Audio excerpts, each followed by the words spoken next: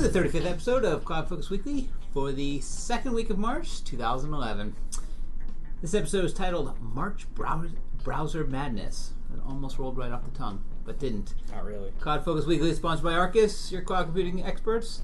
I'm your host with a little bit of a frog in my throat, Jason Atwood, and joining me with no frog in his throat at all. No, I do.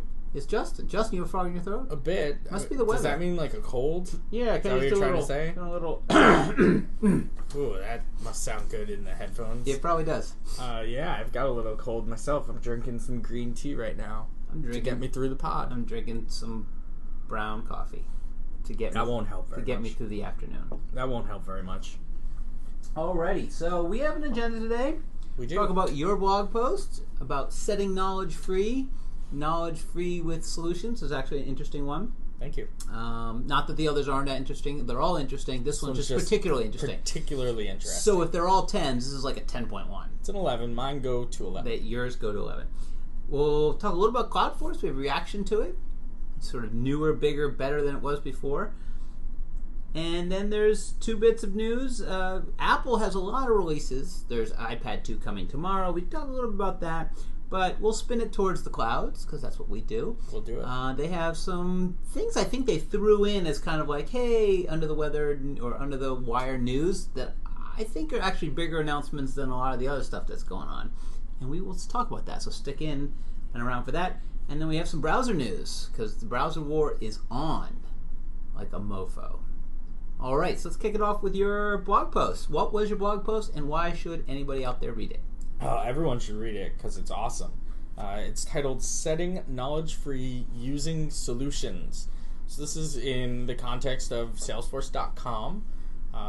Big announcements, at CloudForce, which we'll talk about, were a lot around Service Cloud and Service Cloud 3, and a lot of the features and functions that the Service Cloud sort of revolve around are the knowledge base functionality within Salesforce.com, which is used by the service agent to be able to answer questions that get asked of them by their customers. So I took a look at the Knowledge product, Salesforce Knowledge, which was a product that was purchased called Intranet about 2 or 3 years ago now. Versus what had already existed and what has existed for a long, long time inside of Salesforce, object or product called Solutions, which integrate with, both of these integrate with the service main object called Cases. So you have cases, which are like service tickets, and you can solve them using the knowledge base or the Solutions knowledge base. And both exist, the difference being Knowledge, again, was an acquired product, a little more high-end features. It has, faceted navigation and search elements. It has the ability to do some call scripting. It has the ability to, really just do a lot of multi-dimensional searching around it. And Solutions is pretty bare bones, right? There's no security model around it. It's very plain vanilla. Here's a title and here's a description kind of thing. It's very 5 years ago. Yeah, I mean, you can write HTML, right, as opposed to, Knowledge, which has very rich ability to embed videos or images and all sorts of fun widgets. So I took a look at, why would you use one versus the other, and some of the pros and cons, and how could you use the Force.com platform and the languages of writing code in Apex and Visual Force to sort of turn Solutions on its head and get it closer to where Knowledge is without having to pay the extra licensing fees that the Knowledge product requires that you pay. So that's the main difference. All our Salesforce friends need to put on earmuffs. Well, the salespeople need to put on the earmuffs right now, because not that we're advising, but we're saying, hey, if you don't want to pay for Knowledge and you don't want to go through the implementation process of a new Knowledge product, well, Solutions exist. They're right there, and you can, customize them and do some things to them that make them closer to what Knowledge is. I think one of the points is that if you're a big Solutions user, they have not provided, well, I think they will provide eventually, but they have not provided a transition path. There's no, click a button, go from Solutions to Knowledge. transfer all your solutions over, reassign them to the cases, like all the stuff that basically you would need to do is a lot of work. But if you're a huge solutions user and want to, basically get some of the fun features or some of the, features, you can build it out. So give me an example of something, that otherwise people can go read the article, but give me an example of something you could do with solutions to make it more like knowledge. For example, in the new release of Spring 11, there's a feature of knowledge that is available in the Service Console that allows an agent to be on a case and have solutions start to pop up in like a navigation pane on the left, and brings up relevant solutions based on the subject of the case. Well, so like type ahead search or search ahead or whatever. Sort of like a search ahead look up, say, oh, this is the subject of the case, and here's some knowledge articles that might solve this case. Well, we've built that for a customer where we have a Visualforce widget, for lack of a better word, or component that sits on the case page layout that looks at not only the subject, but the type field and a product field a custom drop down that they have on there, and concatenates a string of search that goes out and searches against the solution knowledge base, which is sort of the same thing. It's less secret saucy and more like, here's how we're going to do it, but it brings the same user experience to the table and allows them to continue using, A, the free solutions product, B, the product that they've sort of already invested in, right? And they have solution categories, and they already had everything sort of set up, and they didn't want to move. Like you said, there's no easy push button way to transition your articles from one to the other, and keeping all that metadata together, the relationships to cases, the data categories that they're in, the browse tree, all that stuff that you've already put some time and effort into building up. There's no way to easily migrate it to the new. You might be using the self-service portal and exposing cases. You might have already built in workflows for approving cases and things like that. The other thing I would say is that you said, you get away from the secret sauce. It's because you get to build the recipe. And so you get to pick what elements off your cases you want to work towards the search. Right. And so you get to match it up. And the reality is that, well, I haven't used Knowledge. I've seen the demos a couple times. I don't know what their search algorithms are. But as some people, and this is, 35 episodes, so I'm sure we've mentioned this more than a few times, we used to work in a company and we used to build search. Before we were big Salesforce people, we were big search people. And we built out and did a lot of work in search, and across not just 10 documents, but thousands and thousands and thousands. Millions. I think we had lots of documents in that. And it's a very, very complex thing. And so to get it right... We used to equate it to sitting in the cockpit of an airplane and having the ability to tinker the little knobs and say, well, I want relevancy on this collection of things to go up when this type of user is searching in this place, right? So many different things to think about. So this way you get to kind of, if you build it yourself, you get to turn those knobs a little bit, to your thing. And so again, and it gets an user experience that people I think notice. But I think you should go read it. Actually, I've been watching the hits on it, and I got a lot of hits yesterday. So I did good. So either you were clicking on it a lot, or may have been, or you sent it out to all your friends and family, all my Twitter friends, Please all my fellow Salesforce MVPs. There you go. Oh wow. So anyway, go check that out. That's at blog.arkusinc.com. It's the top blog post for now, and it'll be in the archives where you can search using our website, which has search on it and has tags and all sorts of neat stuff. Yeah, use the tag cloud. Second thing on the agenda was CloudForce. So we went to CloudForce last week. It feels like 15 million years ago. Maybe 14. Yeah, wow. That was like a week ago today. We were at CloudForce. We were there the whole day. Yeah. We started early with... We stayed through the entire cocktail hour. Yeah. At the end. We really... we were there early. We actually had breakfast with we had breakfast with Tom Wong, who was the Dreamforce VP. He is no longer. He is actually moving on, which is actually pretty sad, because at the moment we get to really know him and sort of hang out with him, he moves on. But anywho, and it didn't really occur to me like until we were at the event and I saw him walking around. I'm like, aren't you really busy today? Why aren't you running around doing stuff? Like, this is your event. I thought, oh yeah, it's not his event. He's Dreamforce and no longer Dreamforce. So, anyway, then we did the whole deal. We had meetings, we met with clients, we met with prospects and vendors. We went to the keynote. I doubt any of us went to the sessions because... Well, we didn't go to the sessions. I'm sure people who are listening I'm sure people did. I heard they were good from some of the feedback. I'm sure they were. Generally, in our business now, we're the sessions are a little bit, they're not very informative. They're more like some of the workshops are good.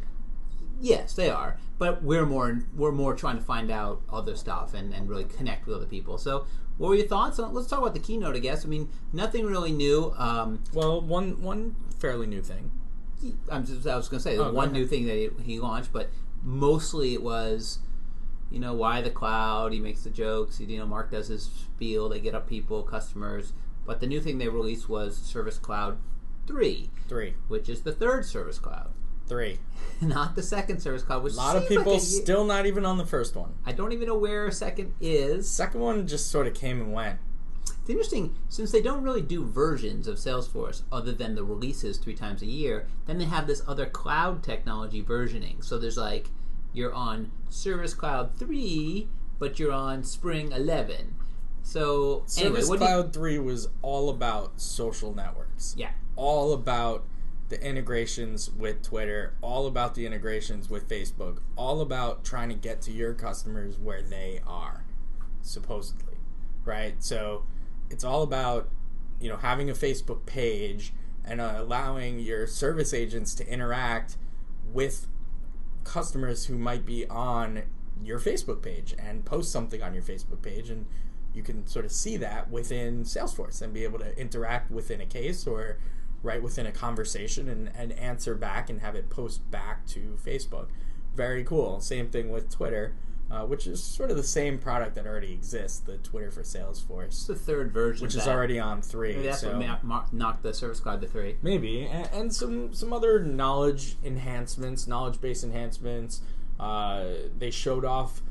They really used the Service Cloud and the Force.com custom cloud to show off the ability to use, and I was hoping to see this, use different languages and different technologies to connect to, I guess, what was database.com, the backend, and the Force.com platform, VMforce. So they actually showed an app, a recruiting app, which is what they always show a recruiting app. Again, it's in all the workbooks. And again, if you're job science, especially build, or others, there's others who build these things and charge money for them. Yeah, you gotta hate it because they're up on stage. They're like, and in 4 days we built this, and it's 4 days? Wow, that's awesome. They do it in front of you. They're like, yeah, and I just built the recruiting app. Yeah, and click. And they had some pretty impressive stuff where they were saying, oh, this is built in Java. They'd show you the IDE. They'd show you the code, the background. And they had, image scanning where you'd be at, pretend you're at a big job fair and people have, they have a badge with something that you could scan, and you take a picture of it with your Android phone and it uploads into this application that then parses the resume and puts it into the back end in Salesforce. Very cool stuff. I mean, it's totally very, very, very cool, and that was fun to see some new demos. Other than that, I mean, a lot of the things that we heard and saw were very similar to the things that you hear and see at Dreamforce, which was just 3 months prior, 3 or 4 months prior. A lot of the same stuff you see on the webinars or on the blog posts that get posted by the company. I mean, in that respect, their messaging is pretty consistent. I just wish it would deviate a little bit from event to event, because if you've seen the keynote once, you've sort of seen it. So it's this almost the same jokes, same stuff. At least the slide that I always used to hate that was not used, and I'm glad it wasn't, was the whole we're moving to Cloud 2, which is all about push and touch, and he has George Bush on one side and a hand on the other side, and he's like, my marketing people wouldn't let me put George Bush and Barack Obama on one side, but they gave me the hand, and the hand's like a black hand. Yes. It's like, I hate that. Okay. I'm glad he didn't do that. Overall, again, the event is different for us than customers and prospects because people who've been around this industry for a while, and we've paid into this news more than we should. We do a blog post about it, and so it's sort of our job to know this stuff. And so it takes a lot to surprise. I think them integrating the Facebook toolkit, great. Still not a product, as far as I understand it. You can't go click on the App Exchange and click install Facebook for Salesforce.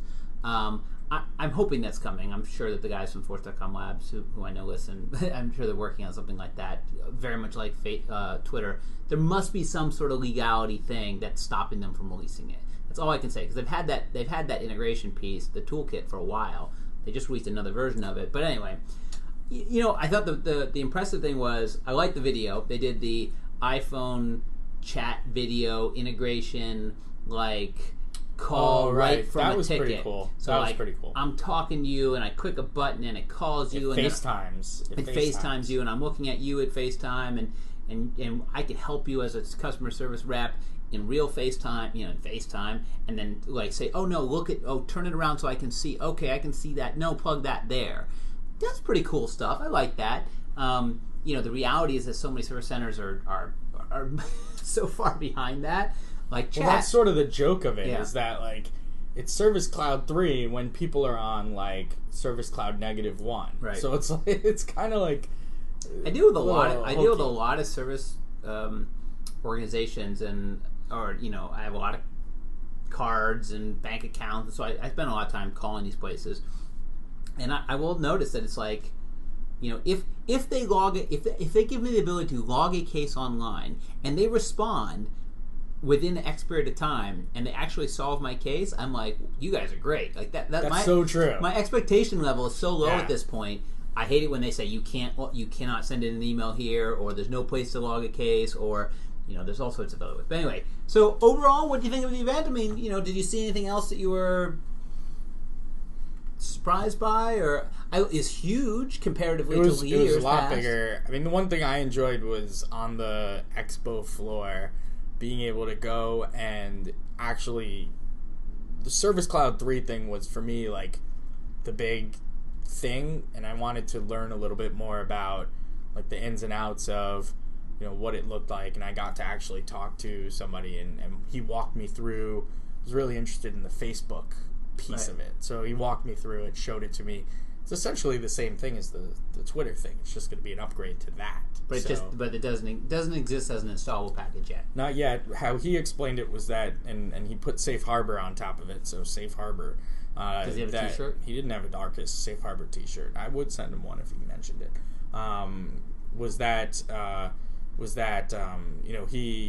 He showed it to me, and he said, "Oh, it'll likely be part of that Twitter package. It'll just be, as opposed to like Twitter conversations, it'll be like social conversations. Will be the tab." And the highlight really for me was I was walking around the expo floor, and if I forget his name, I believe it was Michael. I want to say Michael Smith, but I could be very wrong. Somebody actually, I was talking to somebody, and someone came over to me and said, and we were introduced, and he said, "Oh, Arkus. Oh, I listened to that podcast by Arkus. Is that you?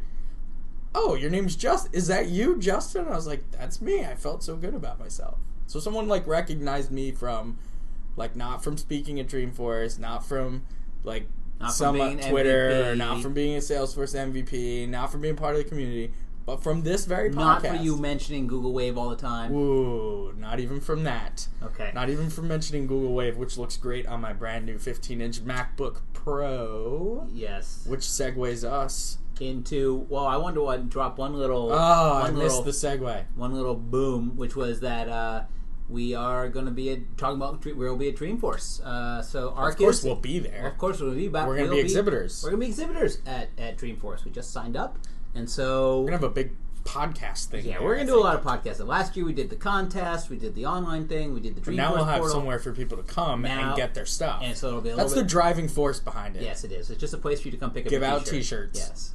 So we will be there. We're very excited. But let's go back to your segue. All right, segue. And talk about So, Apple in the cloud. There's some things that make them cloud relevant. We are big Apple fanboys. So iPad 2 launches tomorrow. They're now doing. You have to show up at 5 o'clock to buy it, or you can pre-order it at 4 a.m.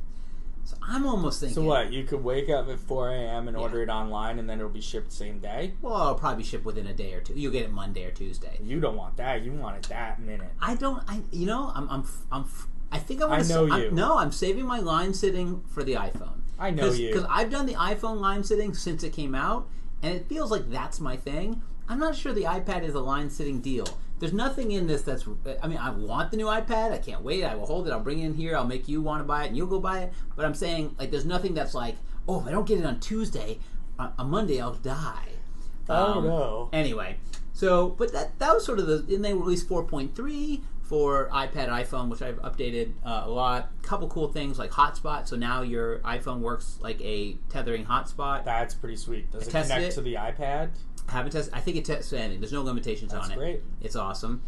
But then there's two of the things that I think we've been talking about on this podcast, and we should kind of bring up because it is. Yeah, I think one is actually a segue into my pick of the week, so we'll talk about it. Yes, so I will. You're right. So I'll take that one second. But the first one is home streaming, which is and I tried this out this morning.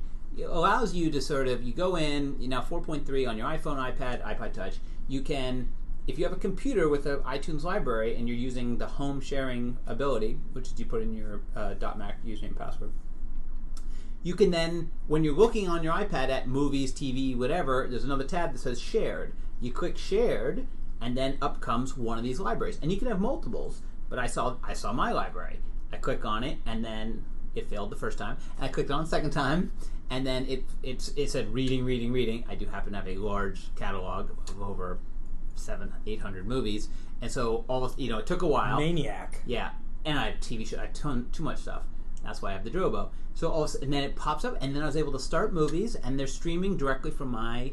So it's kind of like having Netflix, the streaming Netflix that we love, but on my iPhone. Well, it's like having a home media server. Right, home media server, built in, works easy. A couple little quirks for someone who has a lot of data.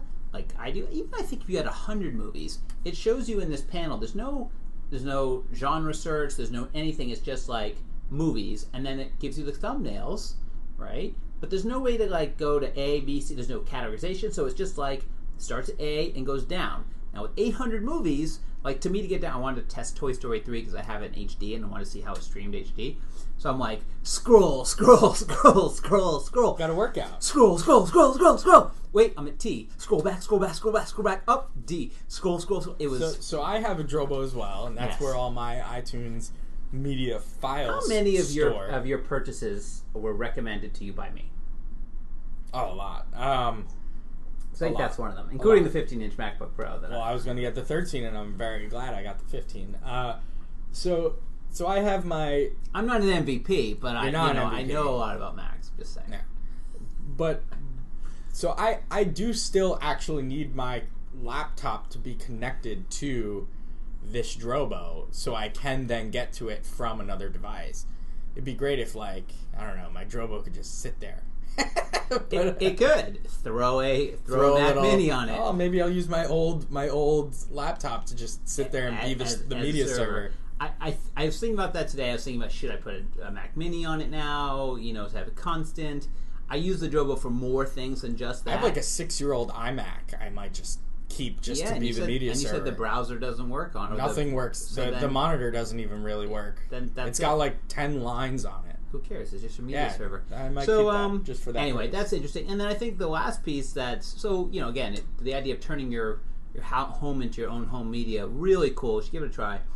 But the more important thing came now. Because we've talked about it, that all the devices now, including the new Apple TV, are all running on iOS. So whenever the iPhone, iPad get an update, the Apple TV, the new one, gets an update as well. So it's running on the same. Now, of course, it's locked down a little bit. It can't run apps yet, which we all think it can.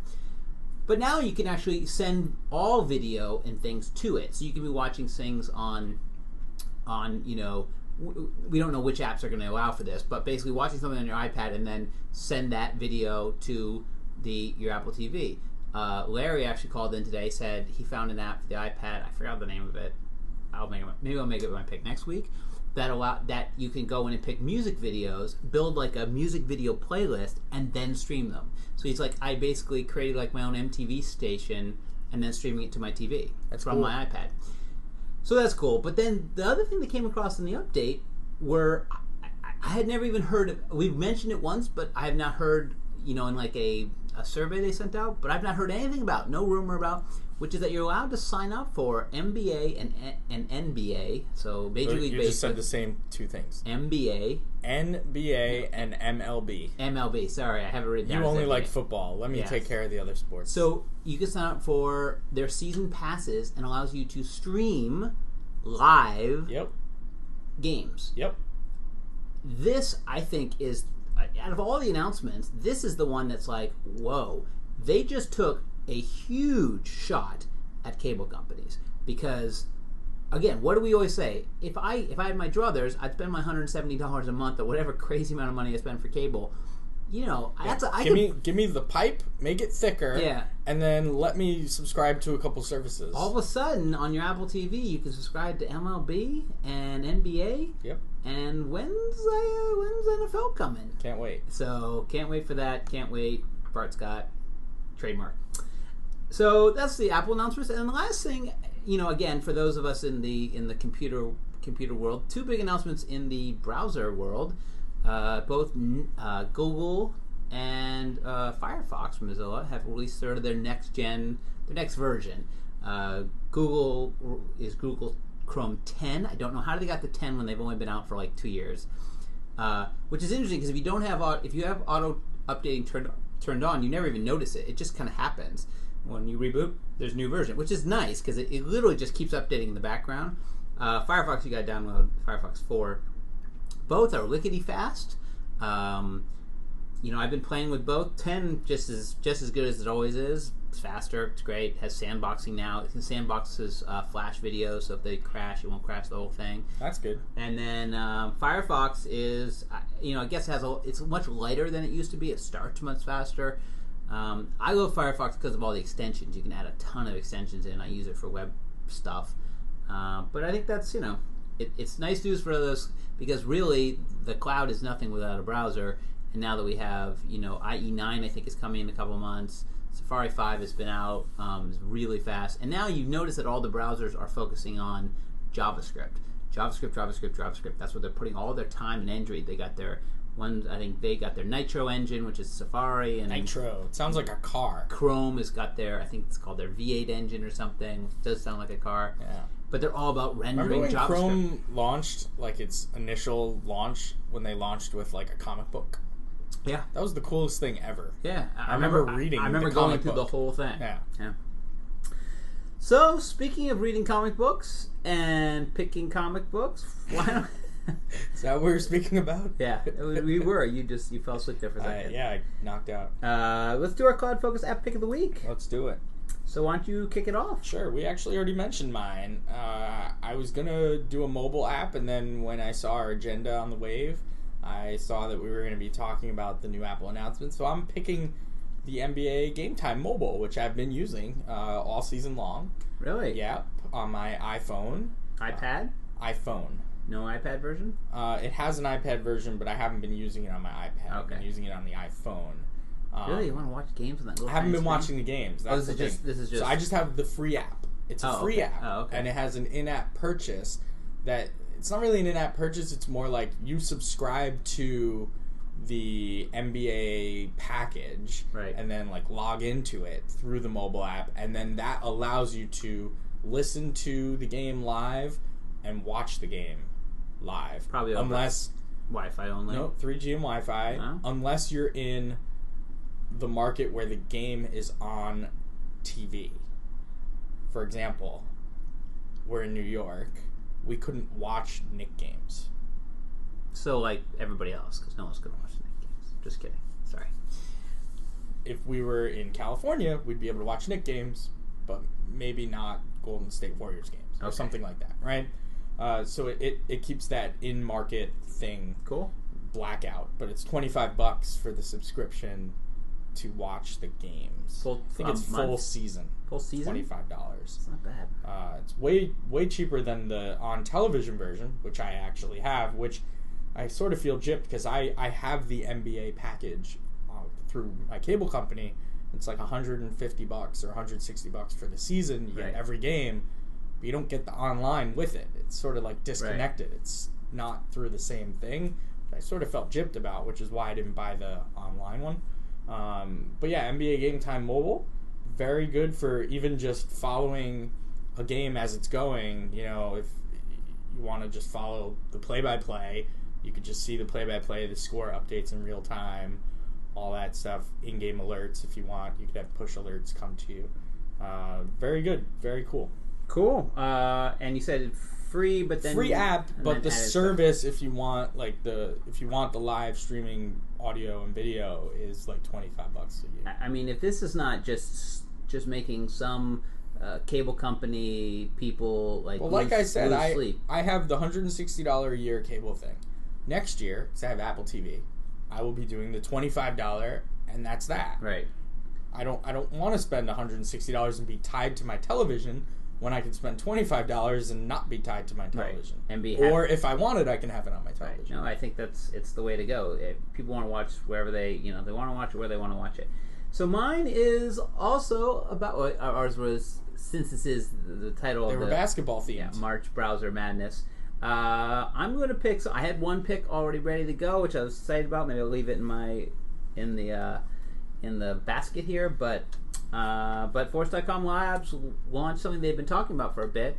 It was on this recent quarter's update. Yep, brackets. So they've launched a Force.com built software as a service, fully hosted brackets picker. Tournament bracket builder. Tournament bracket builder, and in essence, game where you can go in and join these pools and pick your thing. All built on the platform. Lots of information about it with chatter. Yeah, well, of course, it's chatter. Trash talk. You have to have it. Trash talk in the chatter. What a great, clearly not. They're not going to come out with. They're not going to get a chiclet up there for brackets anytime soon. Bracket Force, Bracket Cloud. But what a cool way of showing, sort of the power of the cloud. I'm sure someone spent, a week or two putting this together. I'm actually waiting for my invite. One of the Force.com Lab guys said, I've got this thing with 100 free licenses and a 1 free app. What should I do? I'm like, invite me. So yeah, start it up. I want to get in there and try it out. But so it's free.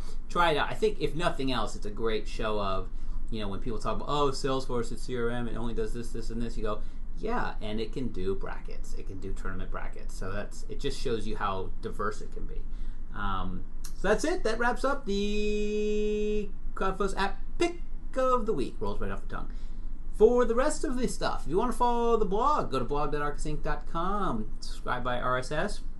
You can read Justin's latest post, which will be right below the latest podcast that will be there. So all the podcasts there and all the blog posts are there. We do have a tag cloud. And while you're there, there's also a link in Facebook. You can follow us on Facebook right there. You can friend us, like us, whatever it is called nowadays, these Facebook things. I met someone the other day who said he's not on Facebook. Young guy. And I'm like, really? I said, you want to be the last guy? He's like, yeah, I just don't have any use for it. I'm like, okay. Twitter. Follow us on Twitter. Twitter.com/ArkusInc. Twitter.com/Jason M. Atwood. That'd be me. And Twitter.com Just Edelstein. Justin over here. There should be an MVP in there somewhere. What do you think? Can you get another one called Just Edelstein MVP? Nah, I think Just Edelstein's good enough. Speaking of Twitter, funny story. I tweeted to Mark Benioff today. I tweeted the wrong account. He was in the iPad video. It's up on, if you go to apple.com/iPad, there's a video called The Year of the iPad. He's about 3 minutes, 20 seconds, like the whole thing. Salesforce and him talking about it with his iPad and how he runs his business on the iPad. So, of course, I tweeted, said, that's great. And I tweeted the wrong account, and then I found his right account. And of course I had to put in, when are you going to make the Salesforce Mobile a universal app? I had to do that. So you can do that. And again, Facebook, always, and iTunes. If you want to subscribe to the podcast, best way to do that is through iTunes. You go in iTunes, you hit subscribe, and it just keeps coming down to you. For every time we put it out, again, we sort of change up the dates. And as we get closer and closer to Dreamforce, we can start kicking off the countdown right now. We'll be doing contests, giveaways. We're doing some fun stuff that will revolve around the podcast. So you'll wanna subscribe now. And until next time, next week, I want you all to enjoy those very, very cloudy days.